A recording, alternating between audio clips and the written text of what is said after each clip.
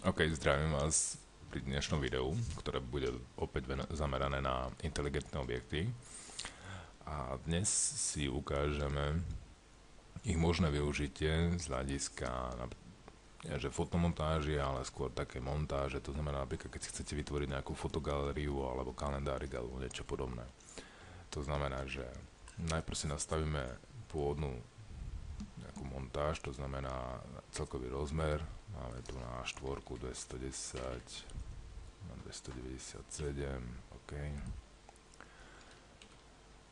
Máme tu na čierne pozadie.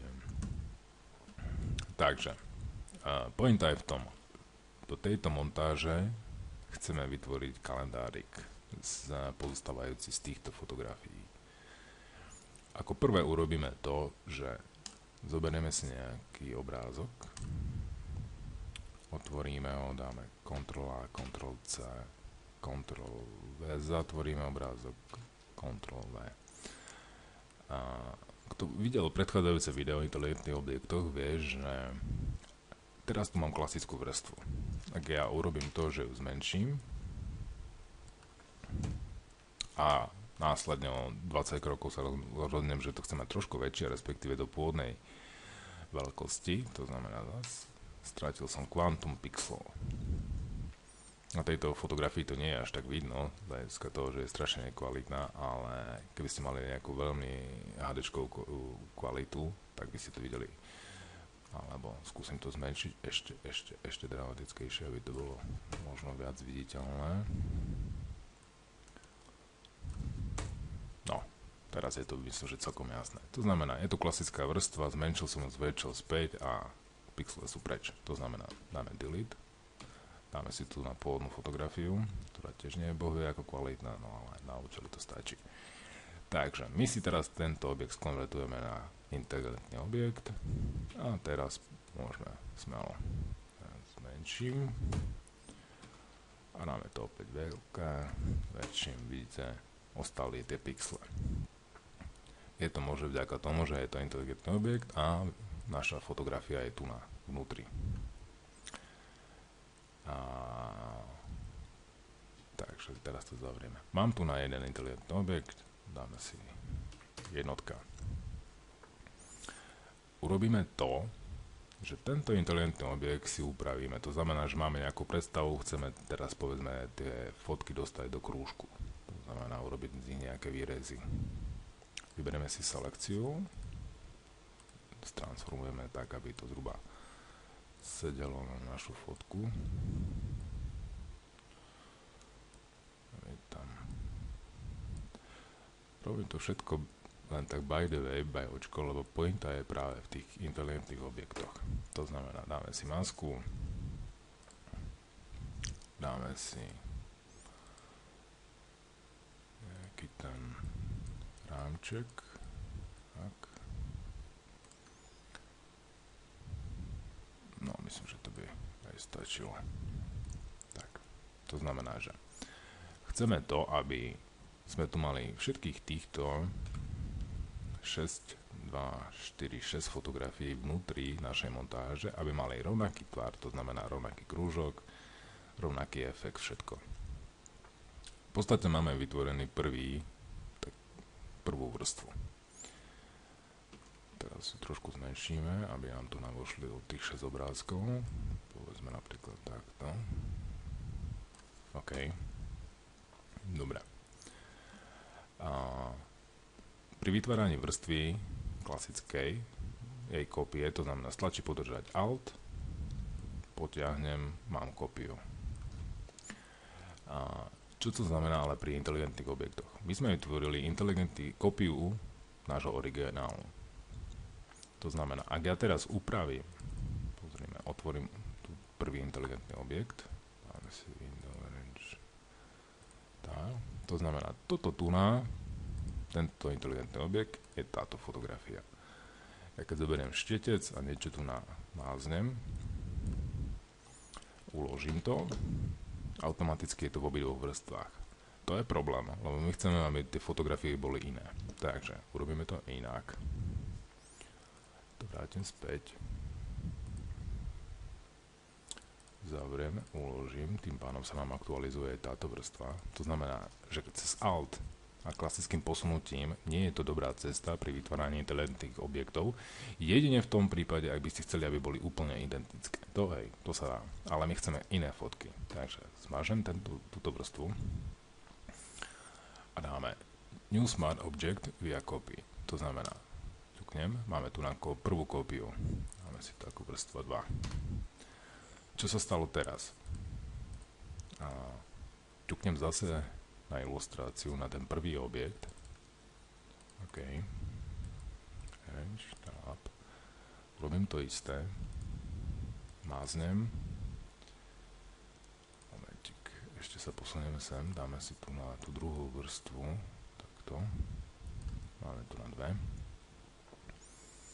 Teraz keď uložím, to znamená, som v prvom objekte, keď dám save, pozrite, ten druhý je úplne samostatný. Má síce rovnaké vlastnosti, to znamená tvár, efekty, všetko, ale vnútro, jeho obsah je iný. Na rozdiel od tohto prvého, takže teraz nám to umožní v podstate pracovať tak, ako sme chceli. Dáme, že yes, OK. To znamená, ťuknem dvakrát na tento objekt, to znamená, teraz som v druhom.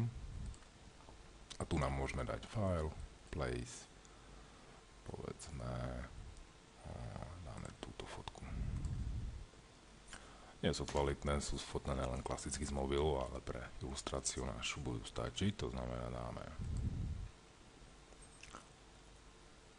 Zatvoríme. Pozrite. Zase dám New, Smart, pomenujeme ako 3. Posunieme, pardon, ťuknem dvakrát, dáme file, place, povedzme túto, enter, zatvoríme, uložíme a máme tu dvakrát to isté. To znamená späť, nejakým zázrakom sa mi podarilo vytvoriť viacej vrstiev. OK, takto. Teraz zoberieme tieto 3, vidíme, že trošku nám presahujú. Nie je dobre dávať objekty v prípade tlače, keď to chcete dávať do tlače tesne k okrajom, to znamená nejak takto. Ako vravím, robím to by way očko, to znamená, že dobre. Teraz New Smart Object. Posuniem si ho dole. To je 4. Pripravíme si všetky už. To znamená 5. Ešte jeden New Smart. 6. To znamená 5 si posunieme. 6 si posunieme. A smelo editujeme obsah inteligentných objektov. To znamená file, place, dajme tento stromček, menšia je fotka, enter, kontrole, zatvorím. Týmto štýlom vy si v podstate môžete vytvoriť ľubovoľné tvary, predefinovať fotografie, efekty nahádzať. Prípadne neskôr ešte editovať vnútro. To znamená, si ukážeme ďalej, len to tam nahážem všetko, aby to tam bolo. Napríklad povedzme, tento výrez vyzerá to zvláštne. To znamená, otvorím si inteligentný objekt, dáme si to tu, aby to bolo lepšie vidno a my chceme tieto vrstvy už nebudeme potrebovať, potrebujeme pracovať len s touto. Bavíme sa o tomto inteligentnom objekte a teraz ideme tu naeditovať, to znamená Ctrl-T, takto, Ctrl-S, tie výrezy vidíte, automaticky sa to edituje. Už som to prehnal, dám to späť, Ctrl-S, ešte viac, trošku vyššie, ešte trošku, tak, Ctrl-S, ešte, tak, napríklad, možno trošku ešte natočiť to. OK. Takže takto veľmi jednoducho si môžete vytvárať akékoľvek objekty, či už napríklad sa rozhodnete, že bude vektorový nejaký vnútro. To znamená, že povedzme vrstva 3 a tu nám budete chcieť dať nejaký napríklad nejaký moon alebo niečo.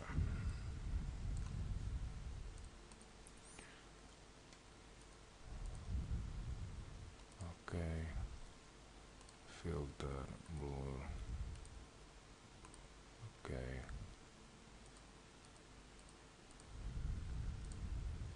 To znamená, mám vrstvu dotvorenú. Dáme S, Ctrl S, zatvoríme, máme tu na nejaký mesiačik.